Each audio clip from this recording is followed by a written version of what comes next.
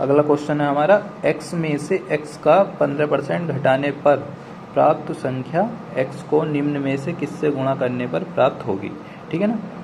यहाँ पर x में से x का 15% घटाने पर, तो x की वैल्यू हम मान लेंगे 100, यानी कि 100 का 15% कितना होगा 15। तो हम 100 में से 15 घटाएंगे तो कितना आएगा हमारा 85। अब इसने कहा कि इससे जो है x को निम्न में से किससे गुणा करने पर प्राप्त होगी, यानी कि ये जो 85 प्राप्त हुआ है वो 100 को किससे गुणा करने पर प्राप्त होगी। तो 100 को किससे गुणा करेंगे, तो 100 को हम करेंगे 0.85 से। ठीक है ना। इसमें क्या है, क्योंकि हमने इससे इसलिए गुणा की क्योंकि ये जो 2 जीरो है ना, 2 जीरो से ये पॉइंट हमारा 2 स्थान आगे चला जाएगा, जिससे हमें 85 प्राप्त हो जाएगा। तो फर्स्ट ऑप्शन हमारा आंसर हो गया। अब अगले क्वेश्चन की तरफ बढ़ते हैं। अगला क्वेश्चन है, एक व्यक्ति अपने आय का 60% व्यय करता है। यदि उसकी मासिक आय 18,000 हो तो उसकी मासिक बचत कितनी होगी। यानी कि एक व्यक्ति अपनी आय का 60% व्यय करता है, यानी खर्च करता है, और वह जब 60% व्यय करता है तो बचाता कितना हमारा 40%, और उसकी मासिक आय कितनी है 18,000, यानी कि उसकी 100% मासिक आय तो 100% ही होगी, तो 100% की वैल्यू होगी हमारी 18,000। सबसे पहले हम निकालेंगे 1% की वैल्यू, तो 2 जीरो से 2 जीरो, 1% की वैल्यू आ गई हमारी 180। तो हमें वैल्यू किसकी निकालनी है, उसकी मासिक बचत। जब व्यय उसका 60% है तो बचत कितनी होगी 40%। तो हम 40% की वैल्यू निकालेंगे, तो 1% 180, तो 40% कितना होगा, इससे गुणा कर देंगे, 18 चौक 72, 7200 उसकी कितनी आ गई, उसकी मासिक बचत आ गई। तो यही हमारा आंसर है, ऑप्शन नंबर डी। अगले क्वेश्चन की तरफ बढ़ें। लकी अपनी आय का 40% भोजन पर, 20% शिक्षा पर, 15% मनोरंजन पर तथा 10% परिवहन पर व्यय करती है। ठीक है ना। यदि माह के अंत में उसकी बचत 4500 है तो उसकी मासिक आय है, यानी कि उसकी टोटल मासिक आय तो 100% होगी, जिसमें से कि 40% उसने भोजन पर खर्च कर दी, और उसके बाद 20% उसने शिक्षा पर खर्च कर दी, और उसके बाद 15% उसने मनोरंजन पर खर्च कर दी, और 10% उसने परिवहन पर खर्च कर दी। तो इन सब जितने भी खर्चे उन्हें जोड़ लेंगे हम, तो हम इसे जोड़ेंगे 60, 75 और 85। तो हमारी टोटल खर्च कितना आ गया 85, और हमारे फिर बचत कितनी बची 15%। तो इसने कहा कि उसकी बचत 4500 है, यानी कि 15% बराबर, यानी 15% बराबर उसकी कितनी हो गया हमारा 4500। उसने हमें उसकी मासिक आय पूछी है, तो हमें सबसे पहले 1% की वैल्यू निकालनी पड़ेगी। 1% 15 थे 45, 1% की वैल्यू आ गई 300। तो हमें कुल मासिक आय कितनी है उसकी 100%। तो हमें 1% की वैल्यू 300 गुणा 100% की वैल्यू गुणा 100, यानी कि 100% की वैल्यू होगी हमारी 30,000। ठीक है ना। यही हमारा आंसर हो गया। अब अगले क्वेश्चन की ओर बढ़ते हैं। अगले क्वेश्चन में कहा है, यदि दो संख्याएं एक तीसरी संख्या से क्रम से 20% तथा 50% अधिक हैं, तो पहली संख्या दूसरी संख्या का कितना प्रतिशत है।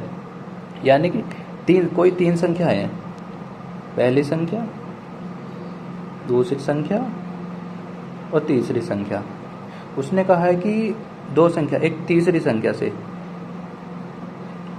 से क्रम से 20% तथा 50%, यानी पहली संख्या तीसरी संख्या से 20% अधिक है। हमारा 20% कितना होता है 1/5। तो हमारी पहली संख्या तीसरी संख्या से कितनी अधिक है 20%, यानी कि पहली संख्या हो गई हमारी 6, और तीसरी संख्या होगी हमारी 5। और इसके बाद कहा कि दूसरी संख्या तीसरी संख्या से 50% अधिक है। ये इसका 5 का 50% क्या होगा? 2.5। 2.5 और 5 कितना हो गया? 7.5।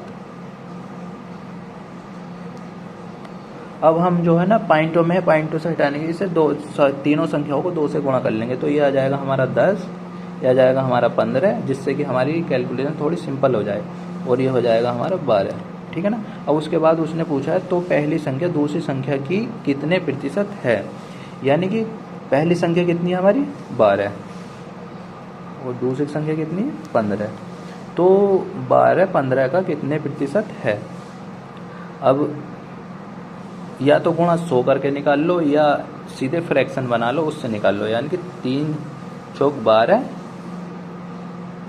3 पंजे 15। तो ये आ गई हमारी 4/5। 4/5 अगर डायरेक्ट लिखना चाहो तो ये होती है 80%। या 100 से पूरी कैलकुलेशन करना चाहो तो 5 से इसे काटेंगे 20 बार, 20 चौक 80।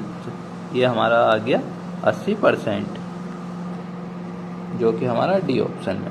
अगले क्वेश्चन की ओर बढ़ते हैं। अगले क्वेश्चन है ए की आय बी की आय से 25% अधिक है, तो बी की आय ए की आय से कितने प्रतिशत कम है? 25% की वे फ्रैक्शन क्या होती है हमारी? 1/4। तो इसने कहा कि ए की आय बी की आय से 25% अधिक है, यानी कि ए की आय यदि बी की आय 4 है तो ए की आय हमारी 5 होगी, क्योंकि ए की आय बी की आय से 25% अधिक है। और उसके बाद उसने पूछा है तो बी की आय ए की आय से कितने प्रतिशत कम है, यानी कि बी की आय जो है यहाँ पर कितनी कम है? 1। ए की आय से कितनी कम है? 1। किसकी आय से? ए की आय से। ए की आय कितनी है हमारी? 5। तो 1/5 कितना होता है हमारा? 20%। यानी कि बी की आय ए की आय से 20% कम है। तो ये हमारा हो गया आंसर 20%। अब अगले क्वेश्चन की ओर बढ़ते हैं। यदि वनस्पति तेल के मूल्य में 25% की वृद्धि कर दें तो कोई परिवार तेल की खपत कितने प्रतिशत कम कर दे कि तेल पर होने वाला खर्च अपरिवर्तित रहे? तो इस क्वेश्चन को कैसे करेंगे? इसने कहा कि यदि हम 25% वही फ्रैक्शन से करेंगे जिससे कि जल्दी हो जाए, तो 25% की फ्रैक्शन कितनी होती है हमारी? 1/4। ठीक है ना। अब उसने कहा कि तेल के मूल्य में, तेल का मूल्य पहले कितना था? 4, और इसे बढ़ाकर कितना कर दिया गया? 5, क्योंकि 25% की वृद्धि कर दी गई। पहले तेल का मूल्य था 4 और हमारी खपत कितनी थी? 4 किलो, 4 रुपये तेल से। ठीक है ना। और उसके बाद जो है ना हमें खपत न बढ़े तो हमें जो है ना खपत में कितनी कमी करनी पड़ेगी, यानी कि खपत हमें अब भी कितनी करनी पड़ेगी? रखनी पड़ेगी हमारी 4। तो हमें यानी कि कमी कितनी करनी पड़ेगी मूल्य में? 1 की। किससे कमी करनी पड़ेगी? 5 से। पहले हमारा 4 था, तो अब भी हमें अपना खपत का मूल्य जो 4 ही रखना है। तो हमें जो कमी कितनी करनी पड़ेगी? 1 की। किससे? 5 से। तो 1/5 कितना होता हमारा? 20%। तो ये हो गया हमारा आंसर 20%, ऑप्शन नंबर बी। अब अगले क्वेश्चन की ओर बढ़ते हैं। ये क्वेश्चन भी इसी की तरह है।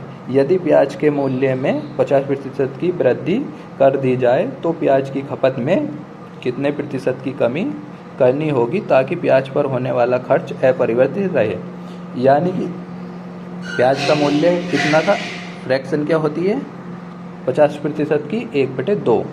तो पहले वैल्यू मूल्य कितना था हमारा? 2, और अब मूल्य कितना हो गया? 50% बढ़ गया है तो मूल्य हो गया 3। ठीक है ना। अब हमें जो है ना अपनी खपत उतनी ही रखनी है। पहले हमारी खपत थी 2, तो अब भी हमें खपत कितनी रखनी है? 2। यानी कि हमें कितनी कम करनी पड़ेगी? 1। तो 1 कम करनी पड़ेगी किससे? 3 से। जो 3 बढ़ के हो गया इसे हमें कम करके 2 करना है, तो यानी 3 से कम करनी होगी।